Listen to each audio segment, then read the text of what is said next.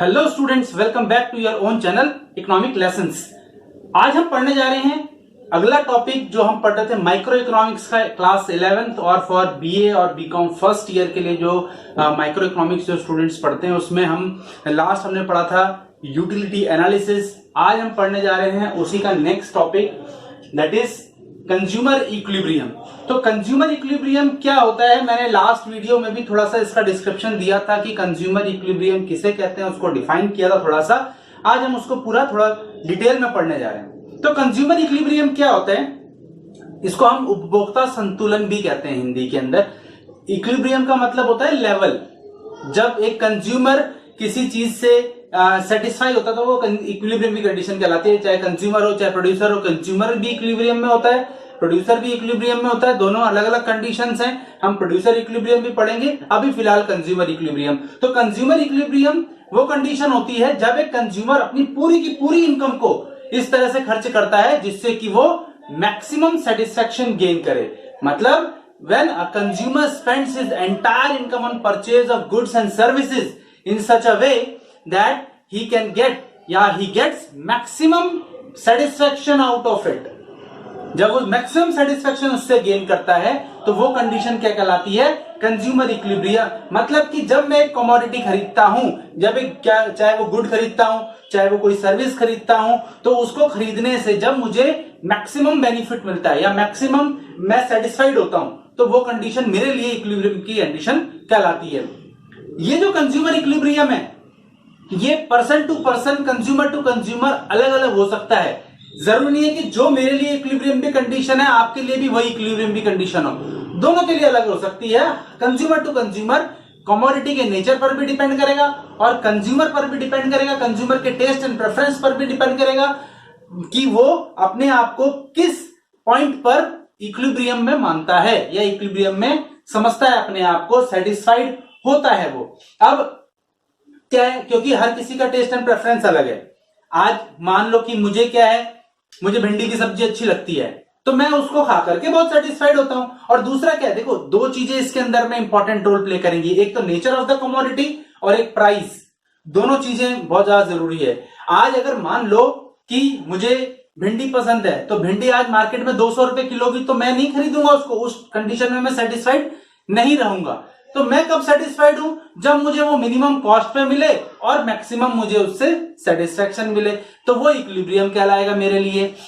Equilibrium का मतलब ये नहीं है कि मैं जो है कोई कमोडिटी मुझे अच्छी लग रही है तो इसका मतलब ये नहीं है कि मैं उसको जो है औने पौने दामों पे खरीद लूं या फिर जो उसका एक्चुअल प्राइस है उससे बहुत ज्यादा प्राइस पर मैं उसको खरीद लूं। तो इक्विलिब्रियम का मतलब ये नहीं होता बिल्कुल भी।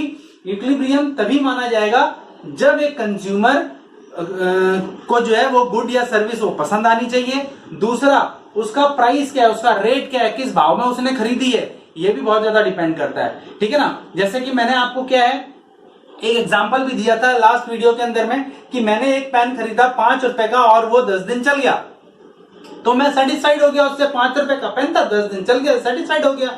लेकिन ऑन द अदर हैंड एक पेन 150 रुपए का खरीदा, वो भी 10 ही दिन चला, तो मैं उससे सेटिस्फाइड नहीं हुआ। है तो दोनों पेन ही, बट दोनों का क्या है, प्राइस में बहुत ज्यादा डिफरेंस है। तो प्राइस एक इंपॉर्टेंट रोल प्ले करता है जब कंज्यूमर अपने आप को इक्विलिब्रियम की कंडीशन में मानता है, वहां पर बहुत ज्यादा मैटर करता है ये प्राइस। तो ये दो चीजों का ध्यान रखना है हमने कि कमोडिटी का नेचर क्या है, ड्यूरेबल गुड है या नॉन ड्यूरेबल गुड है, एफएमसीजी गुड है, फास्ट मूविंग कंज्यूमर गुड है, या किस तरह की कमोडिटी है वो। ठीक है ना। और उसका रेट क्या है, क्लियर हो गया। तो when a consumer spends his entire income on purchase of goods and services in such a way that he or she get maximum benefit या maximum satisfaction out of it and he don't want to change it, और उसके बाद में जब वो satisfied हो जाता है तो फिर वो उसको बदलना नहीं चाहता।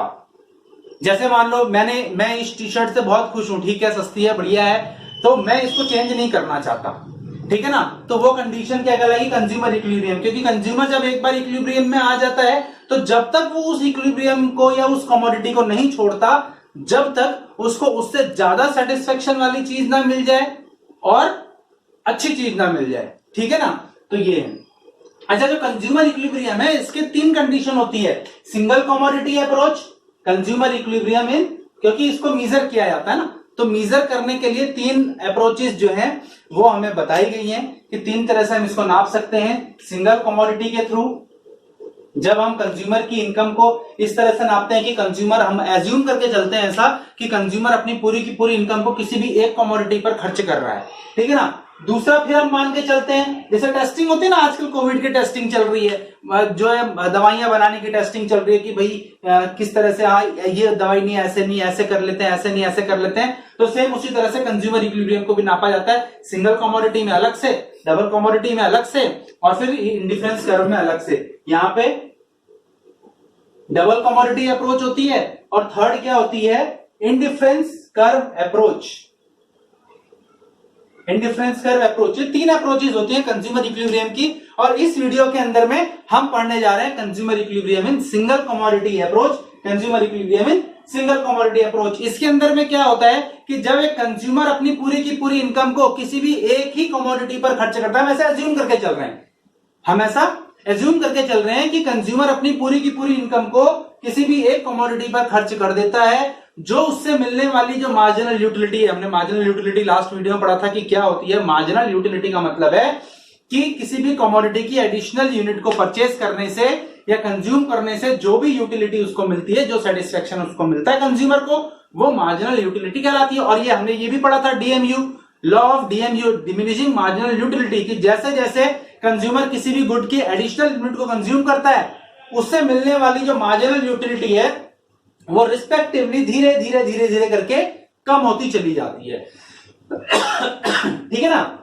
तो सिंगल कमोडिटी अप्रोच के अंदर में हम ये पढ़ते हैं कि कंज्यूमर अपनी पूरी की पूरी इनकम को किसी भी एक कमोडिटी पर खर्च करता है, और तब तक खर्च करता है जब तक कि उसका जो ये पॉइंट ऑफ सेटिस्फेक्शन है वो यहां तक नहीं पहुंच जाता। मतलब कि जब उस कमोडिटी, हमने मान लिया कि कमोडिटी क्या है, एक्स है, उसका प्राइस, उस एक्स कमोडिटी का प्राइस उसकी मार्जिनल यूटिलिटी के बराबर नहीं हो जाता, तब तक वो उस कमोडिटी को कंज्यूम करता रहता है। और जब ये कंडीशन आ जाती है कि वो प्राइस और उसकी मार्जिनल यूटिलिटी इक्वल हो जाती है, तो उसको कंडीशन को हम कंज्यूमर इक्विलिब्रियम कहते हैं। एक छोटे से एग्जांपल के थ्रू समझेंगे। यहां पर ये एक हाइपोथेटिकल एग्जांपल है जिसमें हमने बनाया क्या, यहाँ पे क्वांटिटी है, कोई भी चीज हो सकती है, ये सेब, केला, अंगूर, संतरा, शर्ट, टी शर्ट, जो भी हम कमोडिटी कंज्यूम करना चाहें, कोई भी लेना चाहें वो ले सकते हैं। तो इसमें क्या है, कमोडिटी 1 से लेकर के 6 तक हमने डिफाइन किया। यहाँ पे क्वांटिटी इसकी 1 2 3 4 5, प्राइस इसका कांस्टेंट है, प्राइस इसका 5 रुपए। अच्छा, कंज्यूमर इक्विलिब्रियम की जो कंडीशन है ये तभी मैटर करेगी या तभी लागू होगी जब प्राइस कमोडिटी का चेंज नहीं होगा, ठीक है ना। कंज्यूमर की इनकम में कोई चेंज या बदलाव नहीं आएगा, कमोडिटी के नेचर में कोई बदलाव नहीं आएगा, ठीक है ना, तभी ये कंज्यूमर इक्विलिब्रियम वैरी करेगा। क्लियर है। और यहाँ पे कमोडिटी का प्राइस कितना है, कांस्टेंट है 5 रुपए।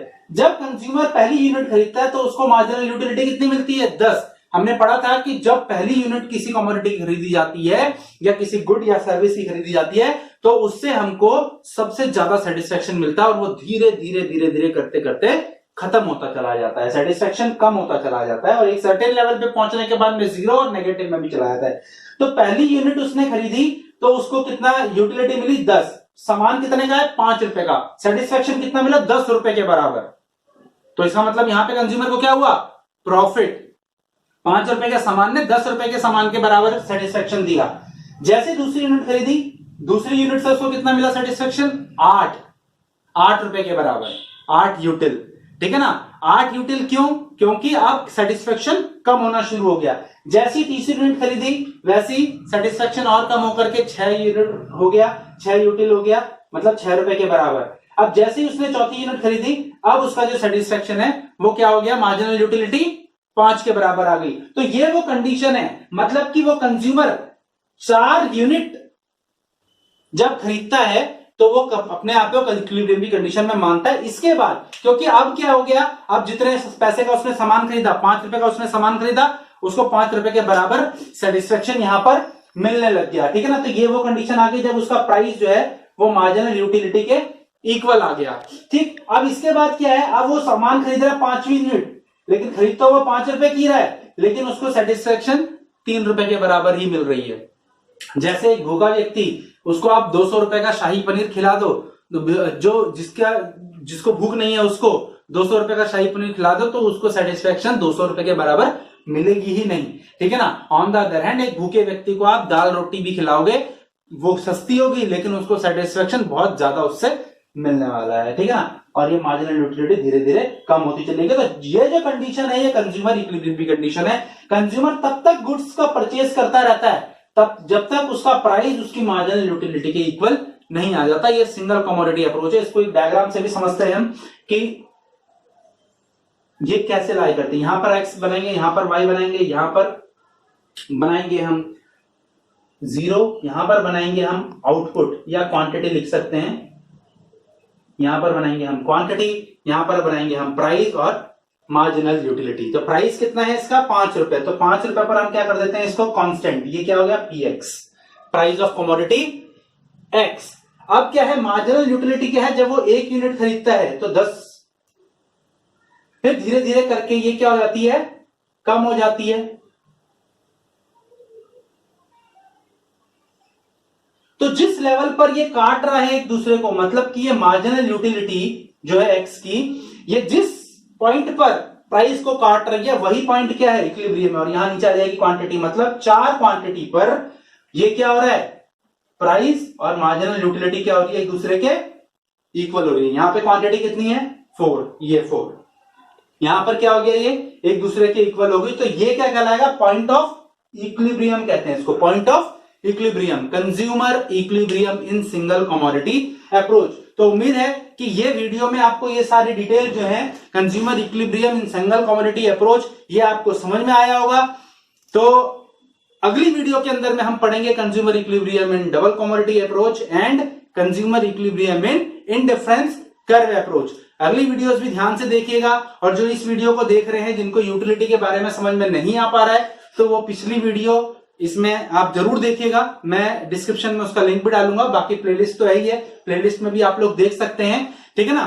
तो इस वीडियो को ज्यादा से ज्यादा शेयर कीजिए अपने फ्रेंड्स के साथ में। चैनल अगर अब तक सब्सक्राइब नहीं किया है तो चैनल को सब्सक्राइब जरूर कर लीजिए, क्योंकि आने वाले टाइम में अब ऑफलाइन के साथ साथ ऑनलाइन पढ़ने का भी जमाना आ रहा है धीरे धीरे, और फ्री में आपको वीडियोस मिल रही हैं तो क्या प्रॉब्लम है। तो सब्सक्राइब कीजिए चैनल को और सारी वीडियोस देखिए और पूरा देखिए वीडियो को। जब तक पूरा नहीं देखेंगे तो नॉलेज पूरी नहीं मिलेगी, ठीक है ना। तो आज के लिए इतना ही, मिलते हैं अगली वीडियो में। थैंक यू वेरी मच, नमस्कार।